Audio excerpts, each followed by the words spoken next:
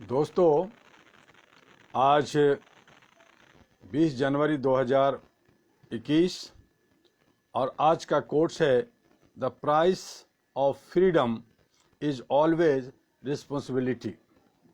और थोड़ी मेरी तबीयत ठीक नहीं होने की वजह से और देश की हालात, देश की लोकतंत्र का मजाक और गुंडे बदमाशों द्वारा 140 करोड़ पर एन कैन प्रकारेण तरीके से शासन और 140 करोड़ की आबादी खामोशी से या दबी कुचली या यूं कहें कि सिर्फ तमाशा देखने में अपने समय को व्यतीत कर रहे हैं। जीवनचर्या, सुबह उठना, किसी तरह से पेट भरने की जुगाड़ करना, शाम में सो जाना, यही हमारी दिनचर्या बनी हुई है। समाज के अंदर क्या घट रहा है, क्या कुछ हो रहा है, किस तरह से समाज और देश का रक्षक भक्षक बन रहा है, इस पे किसी को सोचने और समझने की फुर्सत नहीं। जो कुछ चंद लोग हैं वो अंधभक्ति में या यूं कहें कि चापलूसी और दलाली करने में अपनी ज़िंदगी बसर कर रहे हैं। कुछ नौजवान जिनके खून खौलते हैं, कुछ बोलना चाहते हैं, उनकी बोलने की अभिव्यक्ति छीन ली गई है या उन्हें बोलने नहीं दिया जाता। जैसा कि आप जानते हैं कि हमारे देश के प्रधानमंत्री ने कहा था कि बहुत सारे ऐसे कानून हैं जिसको ख़त्म करने की ज़रूरत है। बहुत सारे संगठन, बहुत सारे कंपनियां ऐसी है जिसे ख़त्म करने की ज़रूरत है। ख़त्म करना भी चाहिए जो गलत हैं, लेकिन उस आड़ में जो लोग बोलने वाले हैं, जो देशभक्त हैं, उनको ख़त्म करना ये न्यायोचित नहीं है। और न्यायपालिका, विधायिका, कार्यपालिका और अब जो हम मीडिया क्षेत्र कहते हैं वो भी अब कॉरपोरेट हाउस के हाथ में आ गया है। जो चंद बचे हैं वो किसी तरह से कराहते हुए सांसें ले रहे हैं, कुछ बोलने की कोशिश करते हैं, लेकिन उनको सुनता कौन है। अब कोई भी प्रिंट मीडिया की तरफ देखता भी नहीं है, पेपर पढ़ता भी नहीं है। लोग थोड़ा बहुत पेपर घरों में आता है तो उसको जो है उस पर खाना खाने के लिए या कुछ और काम के लिए पेपर काम आ रहा है। इलेक्ट्रॉनिक मीडिया चारों तरफ अपना पैठ पसार लिया है और इलेक्ट्रॉनिक मीडिया में चंद जो मीडिया हैं जो कॉरपोरेट हाउस के हाथ में हैं, उनके इशारों पे, सरकार के इशारों पे न्यायपालिका और मीडिया और सिक्योरिटी, ये सभी जो है ऐसे लोगों के जिनको जेलों में होना चाहिए था, जिन पे देशद्रोह या दुनिया भर के केसेस चल रहे थे, वो सारे लोग जो है अब सत्ता में हैं और सत्ता के हिसाब से वो कार्य करते हैं और बाकी लोगों को धत्ता बताते रहते हैं। तो इस तरह का जो है समाज में चल रहा है। ऐसी हालत में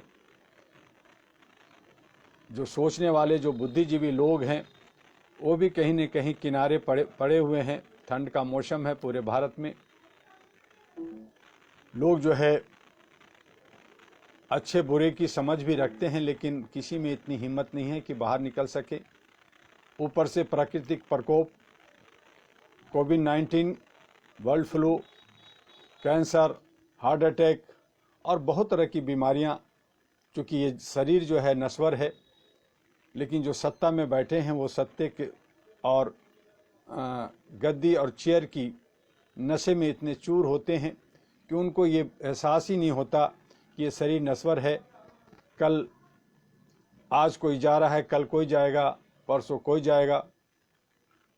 इस बात को नज़रअंदाज करते हुए जो सत्ता के भेड़िए जो लोगों को, मासूम लोगों को मासूम बच्चियों को, मासूम हमारे नौजवानों को जो कुचल रहे हैं, ये उनको ऊपर वाले भगवान, अल्लाह कहें, गॉड कहें, उनको कब सज़ा देगी, कैसे देगी, ये तो हम प्रकृति पे छोड़ते हैं। आज हमारे अन्नदाता जो किसान हैं, जो खेती कर करके हमारे लिए अन्न उगाते हैं, वो परेशान हैं, अपनी मांगों के लेके लगातार संघर्षरत हैं। दूसरी तरफ उनके बच्चे खुचे परिवार खेती भी कर रहे हैं, जिससे जो है समाज को ये जो है फल, सब्जियां और चीज़ें जो ज़रूरत की मिल रहे हैं। हालात इस तरह से बन गई है कि सरकार अपनी आन पे अड़ी है, लगातार बात चल रहे हैं। आज भी 11वीं बैठक विज्ञान भवन में होने वाला है, चल रहे, वहाँ 2 बजे से मीटिंग होगी।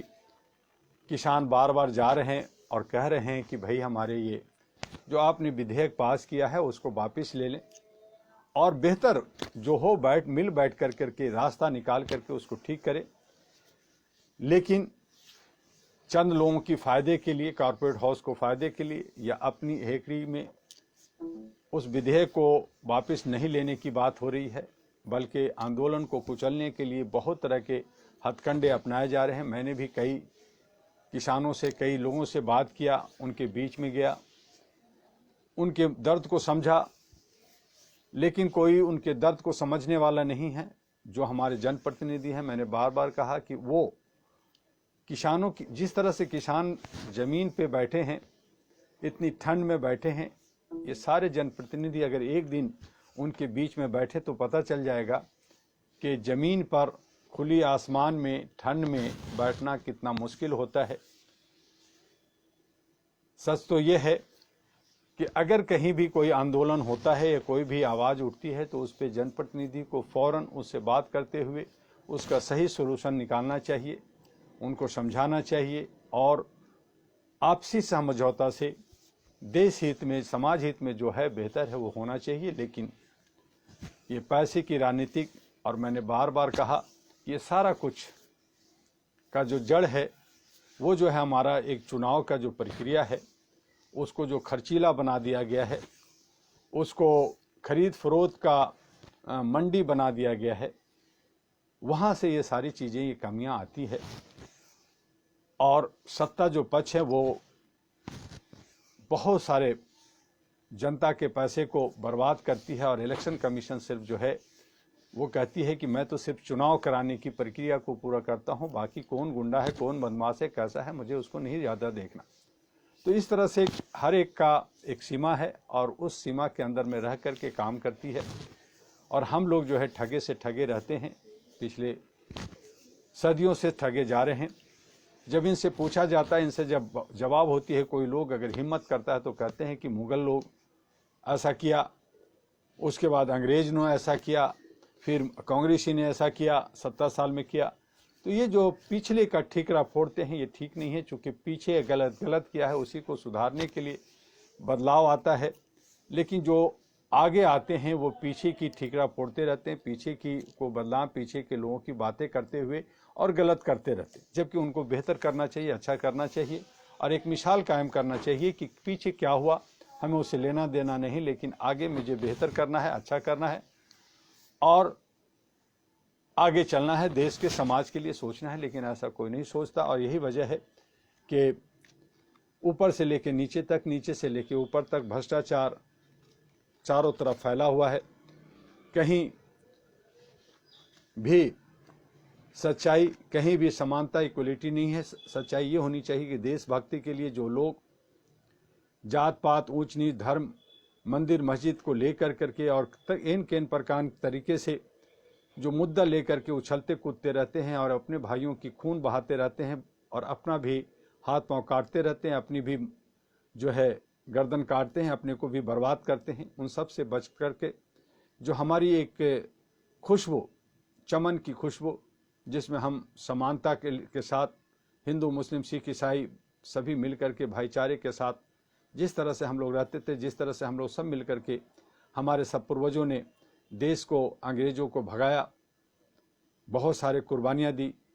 लेकिन आज अंग्रेज़ों के स्टाइल पे, अंग्रेज़ों के नियम कानून कायदे पर तोड़ो और शासन करो और गरीब बनाओ और जो है मजबून बनाओ, दलित को उखाड़ो कि दलित दलित करता रहे, आरक्षण की बात करता रहे, शोषित शोषित करता रहे, लोग चीखता पिलाते रहे, अलग अलग समूह में बढ़ कर के वो एक ना हो सके, एकता उनमें न बन सके, इनको तोड़ तोड़ करके शासन करते रहो। तो ये सत्ता की भूख, और बहुत सारे ऐसे फिल्में, बहुत सारे वेब सीरीज में भी ये सारी चीज़ों को दिखाया गया। लेकिन कहीं ना कहीं उन तमाम चीज़ों को, छोटी छोटी मुद्दों को, ऐसी चीज़ें जिस पे नज़र नहीं आनी चाहिए या बहुत सारी बातें नहीं होनी चाहिए, उसको ठीक करने की ज़रूरत है। उन चीज़ों पे ना जा कर करके एक दूसरे को लड़ाते रहते हैं।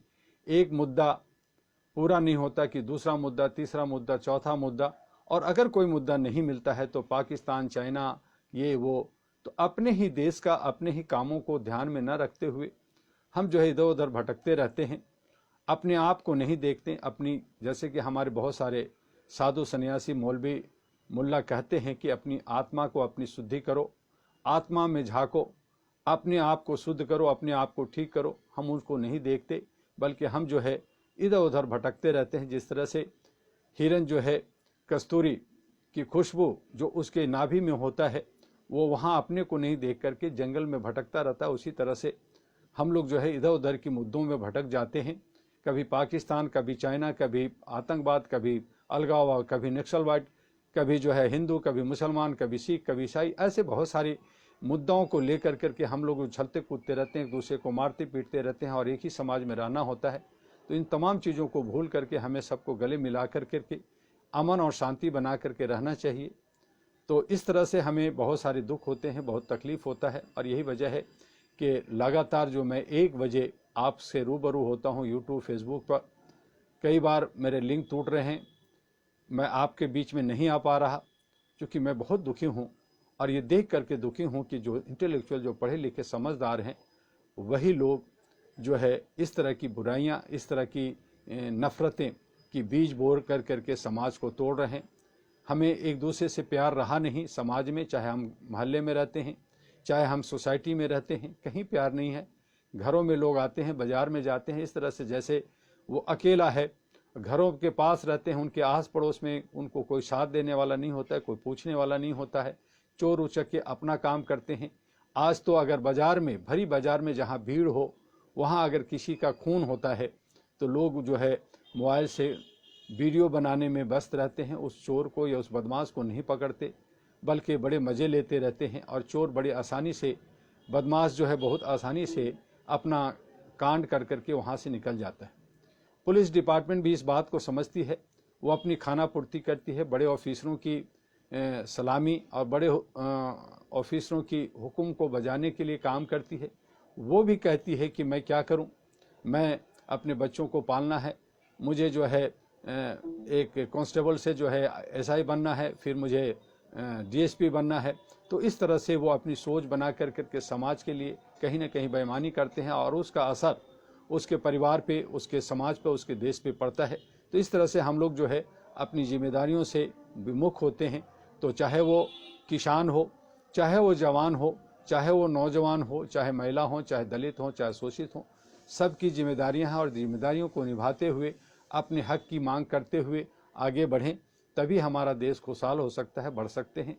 भ्रष्टाचार की जो बेला, जो अमर बेला है, उसको जो है ख़त्म तभी होगा जब हम अपनी अच्छी सोच रखेंगे, देशभक्ति रखेंगे, और विदेशों में, दूसरे देशों में क्या हो रहा है हम उसे नज़रअंदाज करते हुए अपने को खूबसूरत बनाएंगे, अपनी आत्मा में झांकेंगे, अपने जो ईगो है उसको बाहर हटा कर करके अपनी साफ सफाई से, जो गंदगियां हो चुकी है, जो खून हो चुका है, जो बर्बादी हो चुका है, उसे भूल करके बदले की भावना पे ना जाएं। बहुत सारे लोग, मैंने बहुत सारे अपने ह्यूमन राइट्स के कार्य के दरमियान भारत के बहुत सारे सेंट्रल जेल और बहुत सारे जेलों का मैंने भ्रमण किया, बहुत सारे कैदियों से मिला। कैदी खामोश रहते हैं, लेकिन उनके अंदर एक आग लगी होती है, और वो बार बार यही सोचते हैं कि मुझे एक जरा सा मौका मिल जाए, मैं बाहर जाऊं, मैं ये कर दूंगा, मैं वो कर दूंगा, मैं ये फाड़ दूंगा, मैं वो फाड़ दूंगा। तो वो जो है बदले की भावना, जना क्रोश लेकर करके वो वहाँ रहते हैं, और उनकी जब जमानत होती है या वो बाहर आते हैं तो वो उन्हें जो शुद्ध होना चाहिए, अच्छा होना चाहिए, अच्छे रास्ते पे जाना चाहिए, उनका सही जो है उनको मेडिटेशन मिलना चाहिए, वो नहीं मिलता, सलाह नहीं मिलता या उनको सही रास्ता नहीं मिलता। गलत गलत केसों में वो जेल में होते हैं और उनको जमानत बहुत दिनों तक नहीं मिलता। और जो बदमाश लोग होते हैं, जो जनप्रतिनिधि होते हैं, उनको जल्दी जमानत हो जाता है। उनको रात के संडे को और बाकी दिनों में 12 बजे रात में, 2 बजे रात में कोर्ट लग करके उनकी जमानत हो जाती है, उनकी जल्दी सुनवाई होती है। लेकिन जो अच्छे सच्चे लोग हैं वो जो है 5 साल, 10 साल, 15 साल जेलों में या केसों में उलझे होते हैं। तो ऐसी जो व्यवस्था है उसको बदलने के लिए, उसको अच्छा करने के लिए जितने भी इंटेलेक्चुअल हैं, जितने भी यूथ हैं, जितने अच्छे लोग हैं, उनको पार्लियामेंट में जाना होगा, पढ़े लिखे लोगों को जाना होगा। इसलिए एक ऐसी मुहिम चलनी चाहिए कि जो पार्लियामेंट में जाते हैं, मेंबर ऑफ पार्लियामेंट बनते हैं, कम से कम वो ग्रेजुएट हों, उनको भारत का ज्ञान हो, भारत भ्रमण किया हो, कम से कम 5 साल 10 साल सामाजिक काम करने की उसकी अनुभव हो। तो ऐसे लोगों का एक समूह बनना चाहिए, ऐसी एक संस्था, एक ऐसी अथॉरिटी होनी चाहिए कि जहाँ पे पार्लियामेंट का अगर कोई इलेक्शन लड़ता है, चाहे वो किसी भी पार्टी से कैंडिडेट होता है, लेकिन उसकी एलिजिबिलिटी जो है कम से कम ग्रेजुएट और भारत का भ्रमण और सामाजिक काम करने का 5 से 10 साल का कार्यकुशलता और उसकी सारी उसकी बायोडाटा, उसके वो किस तरह से समाज के लिए, देश के लिए सोचता है, उनका एक टेस्ट के तरीके से, जिस तरह से मेडिकल में एडमिशन में या इंजीनियरिंग के एडमिशन में या आईएएस बनने में उसको जो है एक रिटन टेस्ट होता है, फिर ओरल होता है, मेडिकल टेस्ट होता है, इन तमाम चीज़ें होती हैं। जिस तरह से सेना में जाने के लिए उनकी टेस्ट होते हैं, तो उसी तरह से जो है पार्लियामेंट में जाने के लिए एक टेस्ट होनी चाहिए, उसकी एक अथॉरिटी, उसकी देखरेख हो। और वहाँ से जो लोग निकलते हैं, जिस तरह से फिल्मों में जाने के लिए उनकी इंस्टीट्यूट होते हैं, वहाँ पे ट्रेनिंग होती है, उनको सिखाया जाता है और उसके बाद में वो जा करके वो जो है एक एक्टर या एक्ट्रेस बनती हैं। तो इस तरह से हमारे जो है जनप्रतिनिधि भी जो है ट्रेनिंग और समझदार और उनको जो है ज्ञान होनी चाहिए और वैसे लोगों को मेंबर ऑफ पार्लियामेंट होनी चाहिए। और वो लोग अगर जाएं तो मैं समझता हूं कि देश के अंदर जो है एक खुशहाली होगी, देश का निर्माण होगा और देश आगे बढ़ेगा।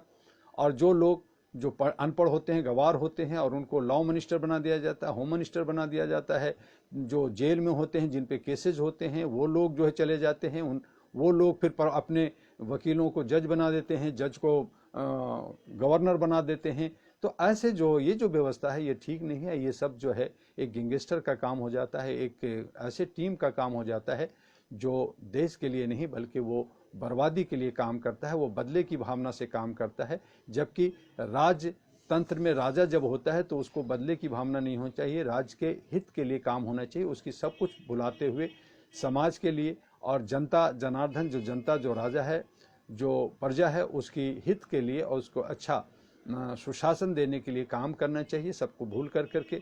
और यही ज़िंदगी है और इसी को लेकर के आगे बढ़े। अगर उनकी मौत होती है तो वो जो है एक महान नायक कहलाता है और उसकी पूजा हो सकती है। उसकी जो है सभी लोग जो है मानते हैं कि हमारे एक राजा था, वो बहुत अच्छा राजा था, वो गलत नहीं था।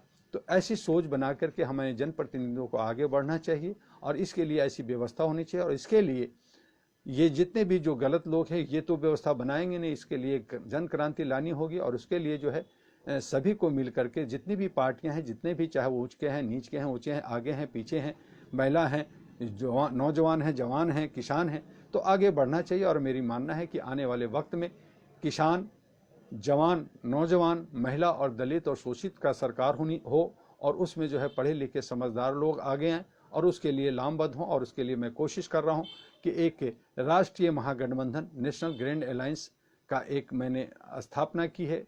उसको चलाना, उसको आगे बढ़ाना आप लोगों के हाथ में है। वो मैंने तो एक सूत्र दिया है, उसको आगे ले जाना, आगे बढ़ाना आप लोगों के हाथ में। आगे बढ़ें और सभी लोग मिल करके उसको, जो ये व्यवस्था है, ये जो सिस्टम है, जो पार्टी जो कॉर्पोरेट हाउस बन जाती है और दादागिरी करती है, अंग्रेजों के स्टाइल में, ईस्ट इंडिया कंपनी के स्टाइल में काम करती है, उसे ख़त्म करने के लिए हम जो है भारत को खूबसूरत बनाने के लिए, उसका निर्माण करने के आगे बढ़ें। उसके लिए हम आप सबको दावत देते हैं।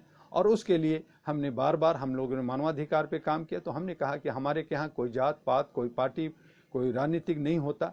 हम लोग जो है एक पीस कीपिंग के लिए काम करते हैं, मानवता के लिए काम करते हैं, इसलिए ह्यूमन चैन बना करके मानवीय मूल्यों के लिए काम करते हैं। लेकिन कई बार हमसे ही पूछा जाता है कि दुआ जी आप तो एक मानवाधिकार कार्यकर्ता हैं, मानवीय मूल्यों के लिए काम करते हैं, इंसानियत के लिए काम करते हैं, फिर आप राजनीति की बात क्यों करते हैं? वो राजनीति की बात इसलिए करते हैं कि चूंकि हमारी भारत का जो सिस्टम है, जो व्यवस्था है, जहाँ पे हम सभी लोग जीते हैं और हम लोग रहते हैं, चलते हैं, बोलते हैं, ये सब जो है एक व्यवस्था के अंतर्गत होता है और ये व्यवस्था लोकतांत्रिक व्यवस्था से होता है। और लोकतांत्रिक व्यवस्था में जो सरकार बनाती है, जो जनप्रतिनिधि होती हैं, उनके द्वारा ही होता है।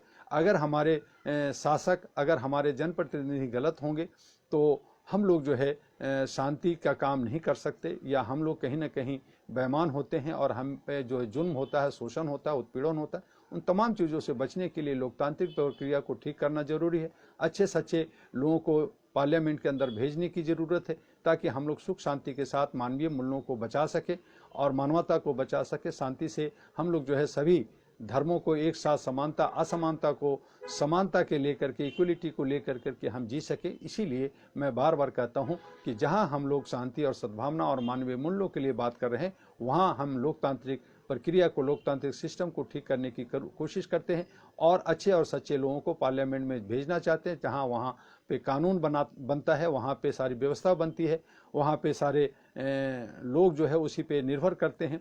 तो वो चीज़ें बदलने की ज़रूरत है। अगर वो चीज़ बदल जाती है तो वो बेहतर होता है। जिस तरह से एक छोटा सा घर से बड़े घर में जाना, या बड़े घर से जो है शहर, गांव से शहर जाना, तो वो जो व्यवस्था बदलती है उसी तरह से व्यवस्था हमारी जब तब बदलेगी जब हमारी लोकतांत्रिक प्रक्रिया ठीक होगी, व्यवस्था ठीक होगी, सुशासन होगा। और जब सुशासन होगा तो जो है हमारे मानवीय मूल्य बचेगा। और मैंने ये भी कहा कि जब हमारी मानवीय मूल्य बचेगा, जब सुशासन देश के अंदर होगा, राम राज्य हो, आप कहते हैं राम राज्य में बहुत अच्छा था, सतयुग बहुत अच्छा था, अगर वैसी स्थिति आएगी तो फिर जो है कोई भी संस्था, कोई भी पुलिस, कोई भी कोर्ट कचहरी की ज़रूरत नहीं है, सब बंद हो जाएगी। तो वो चीज़ें करने के लिए हम सबको जो है लोकतांत्रिक प्रक्रिया को, जो हमारा एक बहुत बड़ा जड़ है, उसी से सारा कुछ, जो उसी से बुराइयां सब कुछ निकलती है, तो उन बुराइयों को हमें ख़त्म करना होगा। तो इसीलिए जो है लोकतांत्रिक प्रक्रिया के लिए आगे बढ़ना होगा। और आप सभी लोग, जो लोग समझते हैं कि नेता बनना गलत है, मैं कहता हूं कि नेता बनना गलत नहीं है। आप अच्छे सच्चे लोगों को आगे ले जाइए, गलत लोगों को वोट ना दीजिए, गलत लोगों को आप साथ ना दीजिए। आप गलत लोगों को साथ देते हैं, इसलिए आप जो है 5 साल 10 साल और इसी तरह से आगे आप शोषित होते रहते हैं, दबित होते रहते हैं और दबाए जाते हैं, डराए जाते हैं। क्योंकि आपने ही गुंडे बदमाशों को और डाकुओं को, चोर को चुनते हैं, तो उनको आपको नकारना होगा और अच्छे सच्चे लोगों को, जनप्रतिनिधियों को चुनना होगा। तभी आप अमन और शांति की बात कर सकते हैं, तभी आप उसको खुशहाली पा सकते हैं। अपने मोहल्ले में, अपने क्षेत्र में आप खुशहाल रह सकते हैं, निर्माण बेहतर होगा जैसा आप चाहते हैं। तो इसी तरह से हम लोग आगे बढ़ें। बहुत सारी बातें जो भ्रष्टाचार की है वो हमारी किताब की बहुत सारी बातें रह गई। हम धीरे धीरे आपसे बात करेंगे कि किस तरह से उद्योगपति भ्रष्टाचार करता है, किस तरह से जो है हमारे ठेकेदार अपनी जिम्मेदारियों को नहीं निभाता है, हमारे जो कॉरपोरेटर हैं, जो हमारे जो ब्यूरोक्रेट्स हैं, वो हमारी जिम्मेदारियों को नहीं निभाते हैं। वो सिर्फ अपनी सैलरी और अपने बच्चे या अपनी अय्याशियों में अपना जीवन व्यतीत करते हैं। उन तमाम चीज़ों को छोड़ करके एक खुशहाल, अमन, शांति के साथ, एक दूसरे से प्यार मोहब्बत के साथ बात करके आगे बढ़ना होगा।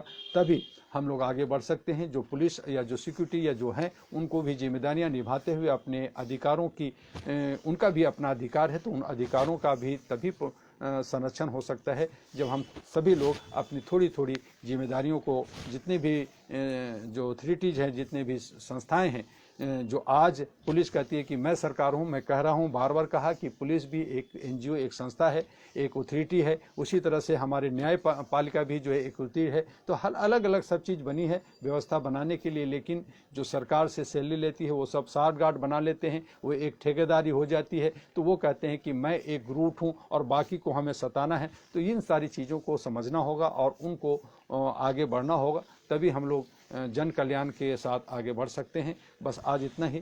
फिर मौका मिलेगा कल या परसों, ऐसी तरह से हम आपसे 1 बजे जैसे आते हैं, हम आप आते रहेंगे। आप हमारे साथ जुड़े रहिए, हमारे विचारों को, अपने विचारों को हम तक शेयर कीजिए और इसे शेयर कीजिए, इसको लाइक कीजिए, सब्सक्राइब कीजिए। यूट्यूब पे हमारे जो है ह्यूमन राइट्स डॉक्टर एमी दुआ अहरा जो है, उस पर आप जाइए, उसको देखिए और उसको ज़्यादा से ज़्यादा शेयर कीजिए। ताकि हम लोग जो अपनी मिशन और विजन को लेके चल रहे हैं, हमारे बीच में भी बहुत सारे असामाजिक तत्व होते हैं जो हमारी ताकत को तोड़ने की कोशिश करते रहते हैं। उन तमाम चीज़ों से बचना है। बहुत सारे लोग जो है पैरेलल संस्थाएं बना लेते हैं जिनका कोई विजन और मिशन नहीं होता। उन तमाम चीज़ों से बचने की ज़रूरत है और हम ये बार बार कोशिश करते हैं कि ऐसे गंदे लोग भी अगर सही रास्ते पे आ जाते हैं तो उनका स्वागत है, लेकिन अगर सही रास्ते पे नहीं आते हैं तो फिर हमें लड़ना पड़ता है और कहीं ना कहीं हम लोग भी कमज़ोर होते हैं। तो इन सारी चीज़ों को समझते हुए अपने भाई, अपने दोस्तों, अपने साथियों को आगे बढ़ाते रहिए, आगे बढ़ते रहिए। हमारी तरफ से आप सबको बहुत बहुत शुभकामना। आज बस इतना ही। जय हिंद, जय भारत। आपका डॉक्टर एम ए दुआ। नमस्कार।